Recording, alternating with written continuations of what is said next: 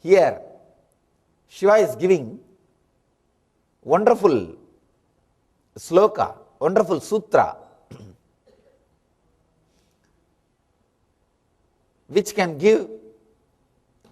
create the new understanding about the life and death, because this sutra is directly related to presence and absence. Let me read the translation. Feel an object or person. The presence in front of you means that touch or by seeing through your eyes. Feel the presence. The next word says, feel it, not just seeing. Next step, feel the absence of all other objects but this one. Understand? Step by step. Let me give the translation. Feeling the presence of an object or a person. Second step, feeling the absence of other objects. First, feeling the presence of one object or a person. Second step, feeling the absence of all other objects and persons, except this one. Third step, feeling the absence of this one also, and centering on yourself. Realize, paramastitihi, dhyayato layaha. Let you disappear into enlightenment, into the state of meditation. This technique is for the people who are in love with some object or with some person. Understand? I am not saying if you were in love with somebody, if you had experienced a deep love to some object, then this technique won't help. If you are now currently in love with some object or some person, please understand, when I say being in love, I do not mean the legal so-called social system. No. You are legally committed or you are supposed to love somebody. No. It's like just 2 days ago, I got a letter from a devotee. That person was telling, Swamiji, 10 minutes we wait before you come. That 10 minutes looks such a long time. Every second I am just looking at the door. But after that I sit for 2 hours. Not once I even think about looking at the door. What is happening? What happens to me? The 10 minutes I am not able to wait.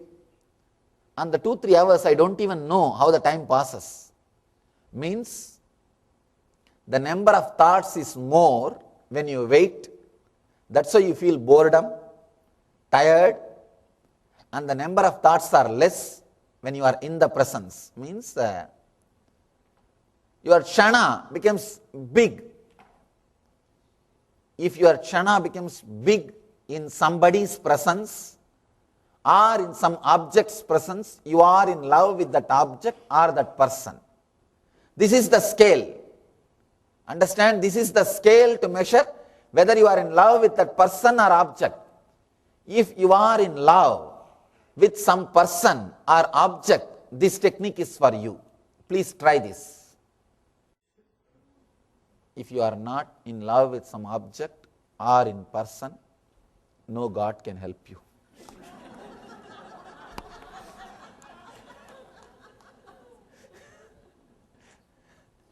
Not only Shiva, nobody can help you. There is a beautiful story which happened in a life of a great master, Ramanuja. Ramanuja was a great enlightened master. See, there are three great acharyas who changed the destiny of India, Bharat. They created, actually, if you read these three masters' life, you will know the spiritual history of India. Shankara, Ramanuja, Madhva. These three great people are called Mahacharyas. These three only created the three major philosophies which are alive in India. And these three are responsible for all the problems and wars also. Means the fight. These three did a great service and same way created enough problem. What to do?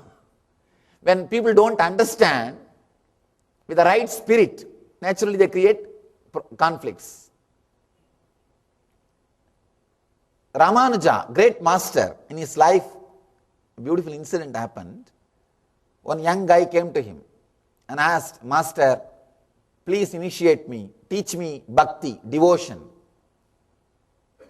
Ramanuja asked, have you ever experienced love? Have you fallen in love with somebody? He said, what? No. I lived a pure life. I want to learn only about devotion and God. Teach me about that. I never did any mistake in my life. Then Ramanuja says, I can't teach you devotion and love. First go and fall in love with somebody. This guy was not able to understand. He said, what are you teaching? I came here thinking that I will learn about God. And you are telling me to go and fall in love with somebody. Ramanuja says beautifully, if you can't love some people who are in front of your eyes, how can you love somebody who is far away, who is not even seen by you? No, you can't. You can't experience that feeling connected unless you experience it first with some object or a person who is in front of you. If you experienced or experiencing that deep feeling connection, sometimes you may not have that with some person, you may have it with your pet. No, really, if you can't love the human beings, you start loving pet animals, you start loving animals. See, it's a poor substitute. When you can't love, loving the living beings, human beings, loving the living human beings is little costly. You need to open up. You need to take little risk. He may respond, may not respond as you expect. He may not reciprocate as you want. There is little risk of getting hurt. There is little risk of hearing the word no.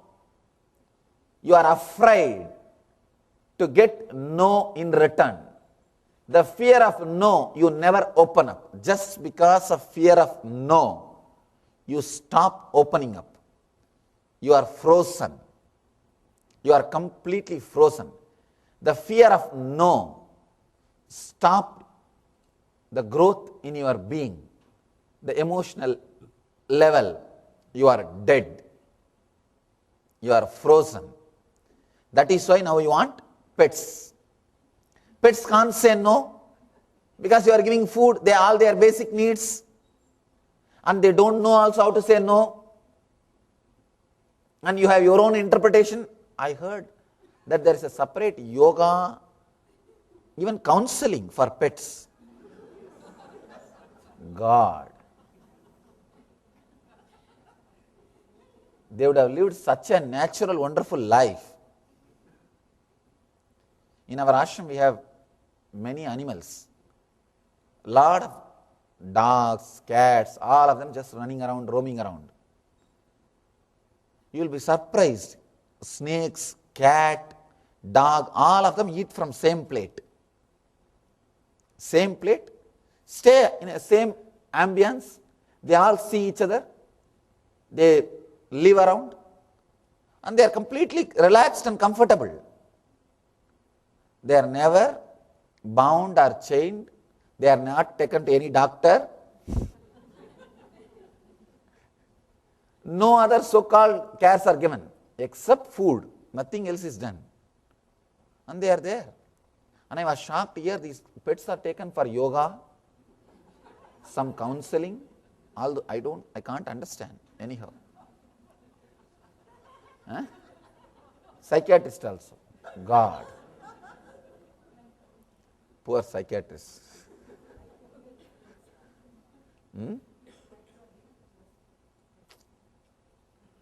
Anyhow, it's a poor substitute.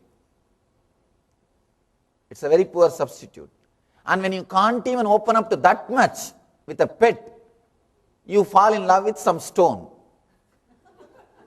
Now, I have seen people really doing that. I have seen the Himalayas, some of these sadhus, they will fall in love with their kamandalu, means the water pot. They will wash that from morning till night. Washing, till it loses its shape. They will rub. See, they have dropped everything else, but they are not able to drop that one kamandalu. I have seen really. And they will fall in love with some small place. They will not leave that place for anybody else. All they do is sit there and beg, that's all. But they will reserve that place. Nobody else can sit. You fall in love with something. But at least that is much better than not falling in love with anything at all. The first choice is human beings. And the second choice is pet. Third choice, at least some stone or something. Okay. Learn to open up. Learn to relax. When you are in love with something, you stop thinking about you. You start thinking about that person or object. The attention is shifted. The energy is shifted. Constantly thinking about you creates so much of suffering in you. Just see. You suffer, you feel loneliness, depression, when you are constantly thinking about you. Just reduce a little bit. Stop the energy, flow towards that direction of constantly thinking about you. Find out something which will make you forget yourself. No drugs. I am not telling you drugs will make you forget yourself. No, but that is not going to help. That is not going to give you the eternal solution. No. That is not going to give you the solution. No. You will become more and more dull. When you are in love with some person or object, you may use this technique to achieve enlightenment. Let me repeat the sloka sutra, then we will enter into the translation. Understand the technique more clearly. He says, first feel an object or that person before you. Understand? Just to see, if you see through two eyes, it is enough. But to feel, you need to use all three eyes. Third eye also. If you see the kids seeing the rose or a teddy bear, you see how the kid feels the teddy bear. He doesn't just see, he feels it. You can see how his eyes become big. Almost he feels connected to the teddy bear. He feels completely connected. If you try to take it away, you will see the fun. You will see the drama he creates. He feels that the toy is just part of him. So you need to feel that close with some object or that person. It will happen only when your third eye opens, means only when your logic is absent. you can see when you are in love with somebody, when you are in love with some object, your eyes will be bright when you look at that person. Practically your whole being will be looking through your eyes. Through your eyes. You will feel it. First, sit with that person or the object, just feel it. Feel that object or the person through your whole being, through the whole body, through the whole energy. Just feel. Just be completely lost. Feel only that object or that person. Second thing, important thing, feel the absence of all other objects and persons but this one. I am reading the original sutra, original translation, so that you will understand. Actually, this sutra can be translated in so many ways. I really feel sorry for my poor translation, because I don't have more words.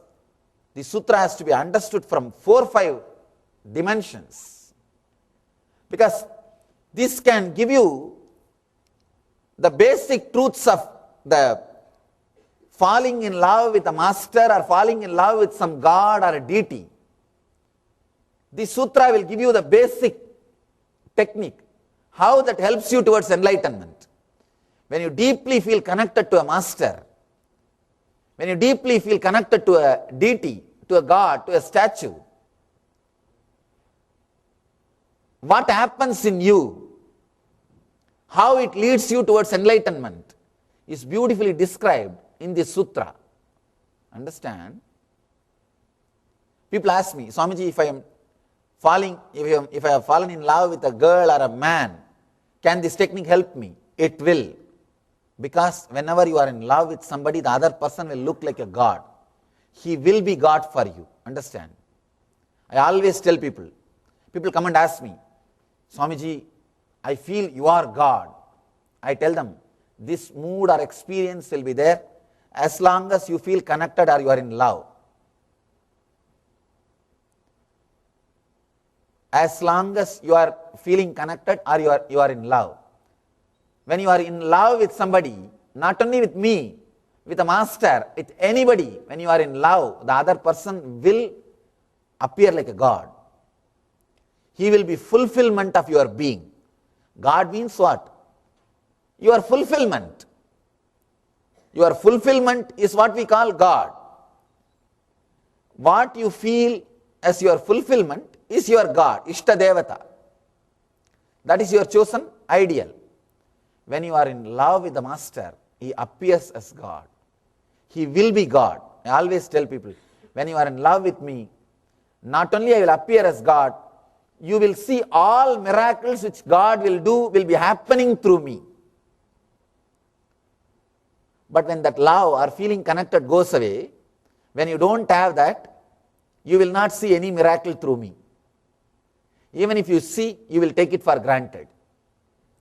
It is feeling deeply connected or love that gives you the experience, glimpse of God through other, and it just gives you inside you. It's a big science. First, you fall in love with that object or a person. One difficulty is, if you fall in love with that object or a person, first you need to concentrate, feel him and leave everything else. Then feel his absence also. When you want to feel his absence, he may not agree or cooperate. With a master, he will agree and cooperate to feel his absence, and he will put the whole energy and whole devotion on yourself. He will not bind you. That is the greatness of master. That is the greatness of falling in love with the master. See, when you fall in love with an ordinary object or an ordinary person also, this technique can help you. But one thing, when you want to move away from his presence, he will feel dissatisfied. He will not encourage it. He wants you to be, by now, he will be dependent on you. A person who acts as an object for you to fall in love and waits till everything else disappears from you and diverts the same attention and energy towards you and gracefully moves away, lets you experience his absence, is master. He is master. Master is a person who will not be dependent on you, but who will help you to be dependent on him. When time comes, he will simply liberate you and put your whole energy on you and say goodbye and tell you to experience the ultimate. With an ordinary person, that step will be little difficult. The third step, first step, falling in love, feeling the person, there won't be a problem. Second step, forgetting all other objects except that person or the object, that also won't be a problem. But the third step, feeling his absence also and diverting the whole concentrated energy on yourself. Dhyayato layaha means merging into meditation itself without an object for meditation. At that spot, an ordinary person will not be able to let go. He will create a comfort zone between you and him and encourage you to be in that same comfort zone. Will not allow you to go beyond him. That is where the problem will start. Of course, when that problem comes, let us face that. Just because that problem may come, it is not that we should not start our steps at all. When it comes, let us find the solution. Let us start the work. Let us start the great work of working towards the enlightenment. This sutra, if it is understood, it will give you the basic signs of devotion, basic signs of falling in connection or in deep devotion with a master, or even feeling connected to a deity, to a murti.